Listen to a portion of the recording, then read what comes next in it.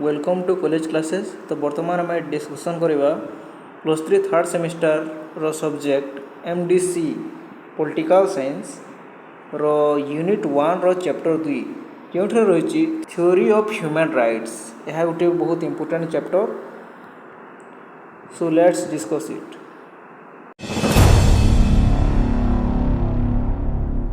यह गोटे long question होती गोटे introduction लिखिदेव। To understand the nature and origin of human rights, various theories have been developed over time. Each theory explains how and where human beings possess rights and what justified their protection by law and the state. अर्थात आमे human right विषय रे जानिबा को हेले विभिन्न theory गुड़िक रही, विभिन्न तथ्य गुड़िक रही, ताहा समय क्रमे आमको मिली। यही थ्योरी गुड़िक यही तथ्य गुड़िक कौन आमको सूचना दी थाए मनीष मैंने अधिकार कहीं रखी था एवं ताहांको सुरक्षा को आईन और राज्य कहीं न्याय संगत करे। What justifies their protection by law and the state, आईन और राज्य कहीं न्याय संगत करे। यार प्रथम थ्योरी है natural rights theory. The natural rights theory emerged during 17th and 18th century with philosophers like John Locke, Thomas Hobbes, Rousseau. John Locke Rousseau को यही जो थ्योरी रही कौन कहुए नेचुरल राइट्स थ्योरी। यह 1 मार्क क्वेश्चन आसीपे। It was the ideological form and enlightenment period. यह spelling भूल रही enlightenment period which emphasized reason REASON liberty and individualism। यह जो थ्योरी रही मनुष्यर आइडियोलॉजी उपर रही जहाँ बेसिकली गुरुत्व प्रदान करते क्या व्यक्तित्ववाद और स्वाधीनता उपरे लिबर्टी उपरे।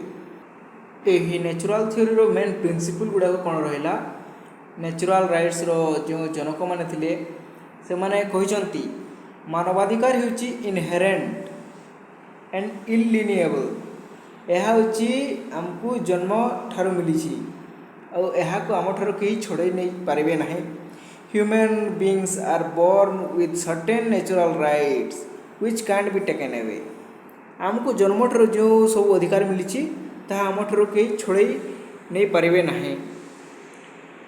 प्री पॉलिटिकल राइट अर्थात these rights are exist before the formation of the state और गवर्नमेंट। यही जो मानव अधिकार रही यह कौन स्टेट बा कौन सरकार द्वारा गठित होगा पूर्व यही राइट्स गुड़िक आमको मिली।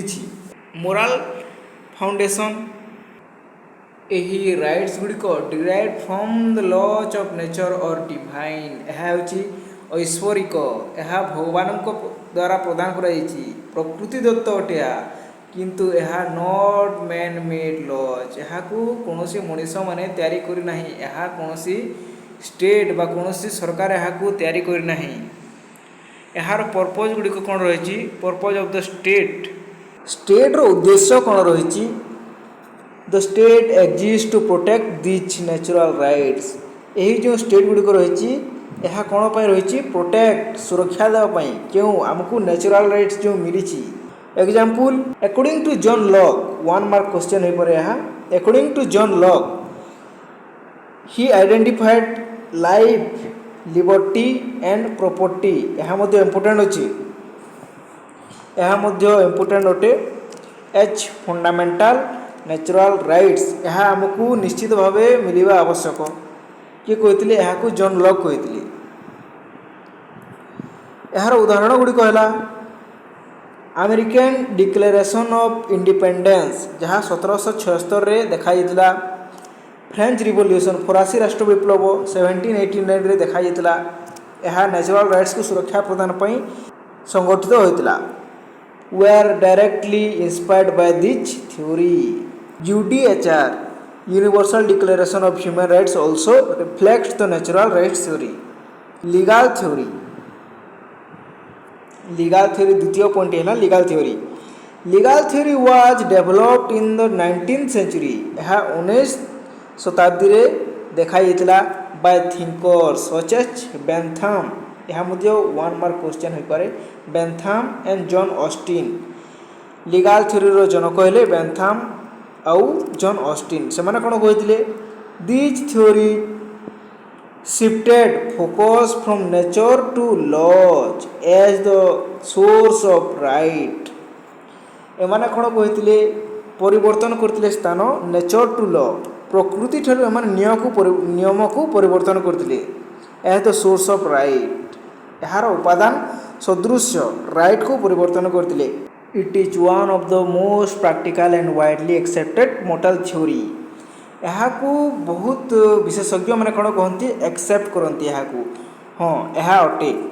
इट एम्फासाइज यह क्या गुरुत्व प्रदान करे right have no existence. Right रो कौन अस्तित्व नहीं कहीं unless they are recognised and protected by the state through law. जदि आमको यही नेचुरल राइट गुड़िक आउ लीगल राइट गुड़िक दि जाइए ताहेले ताहाकू स्टेट सुरक्षा प्रदान न कला ताहेले आम मानवाधिकार मिली आमर किसी लाभ नहीं।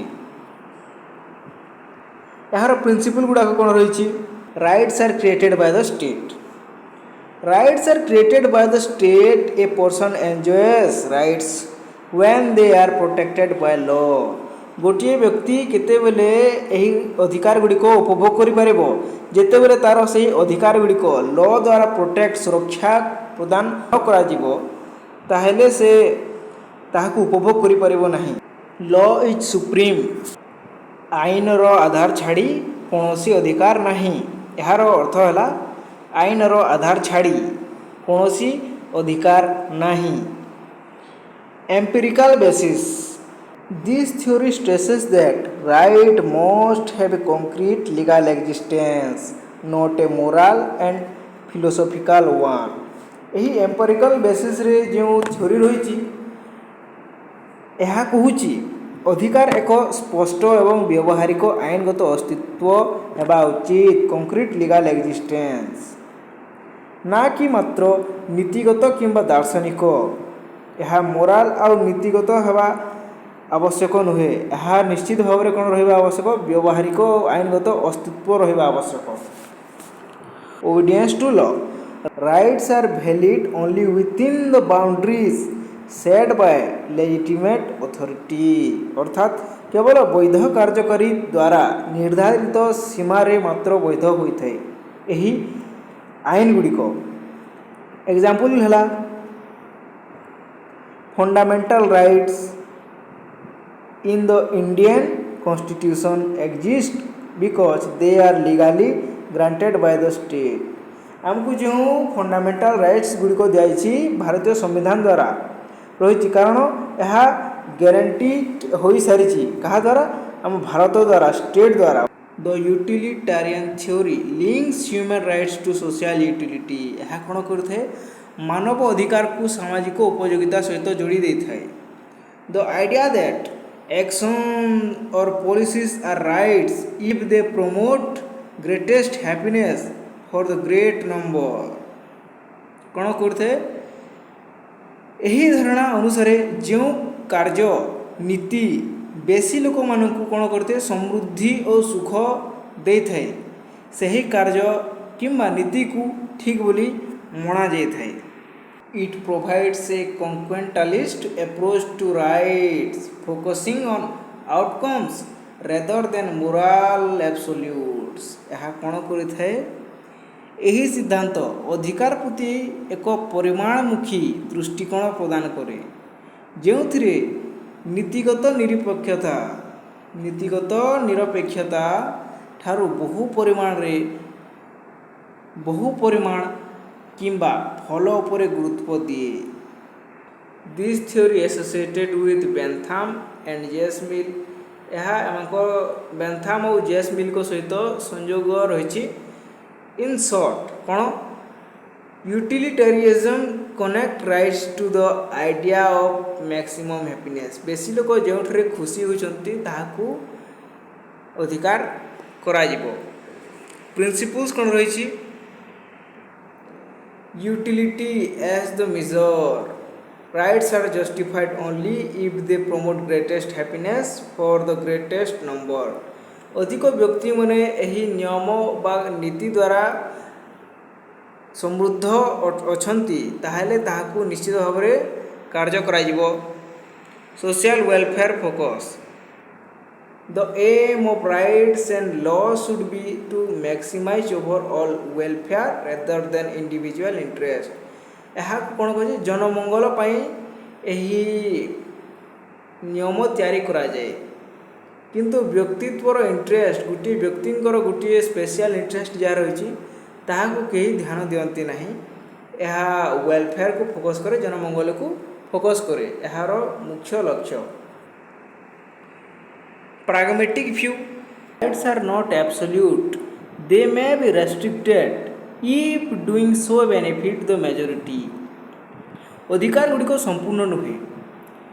ଯଦି ଅଧିକାଂଶ ଲୋକ ଭଲ ପାଇଁ ସେଗୁଡ଼ିକ ସୀମିତ କରାଯାଏ ତେବେ ତାହା ଯୁକ୍ତିସଙ୍ଗତ ହୋଇଥାଏ। ଯଦି ବେଶୀ ଲୋକମାନେ ତାହା ଦ୍ୱାରା ଲାଭବାନ ହେଉଛନ୍ତି ତାହେଲେ ନିଶ୍ଚିତ ଭାବେ ଏହାକୁ ସୀମିତ କରାଯାଇଥାଏ। ଏକ୍ଜାମ୍ପଲ୍ ହେଲା restricting certain freedom like quarantine laws during pandemic. आमे कोरोना महामारी को उदाहरण स्वरूप देखि नहीं पारिबा। गोटे व्यक्ति को 14 दिन पर क्वारंटाइन रखा जाता ताहा सेमानकर फ्रीडम मानवाधिकार को क्षुण्ण करदेला कहीं may be justified if it protect public health and welfare.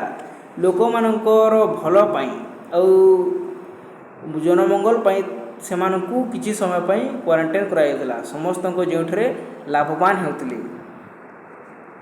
चतुर्थ थ्योरीटी है Marxist and socialist theory. The Marxist and socialist theory of human rights presents is class based and economic interpretation of rights. It's argues that traditional bourgeois rights such as property, liberty and mainly serve the interest of the ruling class people। अर्थात मार्क्सवादी और socialist theory जो मैंने देछंती सिद्धांत देछंती मानव अधिकार गुड़िक होउची वर्गभित्तिक अधिकार परिप्रेक्ष्य व्याख्या होते। यह दाबी करे जे परंपरागत बुर्जुआस बुर्जुआस अधिकार जेपरिकी प्रॉपर्टी, लिबर्टी इत्यादि serve the interest of the ruling class people. यह पुंजीपति वर्गर लोक मानकर हितरे केवल कार्य करिथाए। The human rights can only exist in classless socialist society where everyone can enjoy social and economical equality. यही ह्यूमन राइट्स मानव अधिकार गुड़िक केउठरे रहिबा आवश्यक जोठरे क्लासलेस सोसाइटी रही जोठरे वर्ग नाही सोशलिस्ट सोसाइटी समाजवादी सोसाइटी वेयर एवरीवन एंजॉय समस्ते एंजॉय करथबे जाति धर्म वर्ण लिंग और नेशनलिटी शेष रे समस्ते कौन करेंगे ह्यूमन राइट्स को एंजॉय करेंगे। यार प्रवक्ता किए थे कार्ल मार्क्स। यार मुख्यतः दुईटी प्रिंसिपल रही class perspective. Human rights in capitalist socialist mainly serve the interest of the ruling class people. यह कौन करते केवल कैपिटालिस्ट जो मैंने पुंजीपति समाज अच्छा से केवल इंटरेस्ट आकांक्षा को पूरण करते। Economic equality. The human rights can exist in classless socialist society where sources are equality shared. आर्थिक क्षेत्र में समानता। तो यह थिला ह्यूमन राइट प्रथम यूनिट्र सेकेंड चैप्टर। धन्यवाद।